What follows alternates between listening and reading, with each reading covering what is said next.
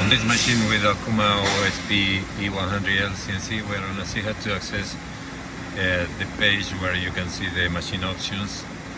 We need to go through the F8, the option display change. Here we have to look for or enter the menu 14, which is the spec code.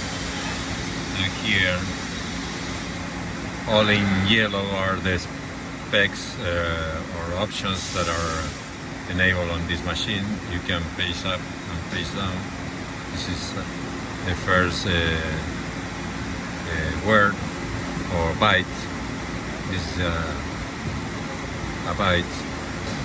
The first byte, number one, and then the last one is the byte number 32.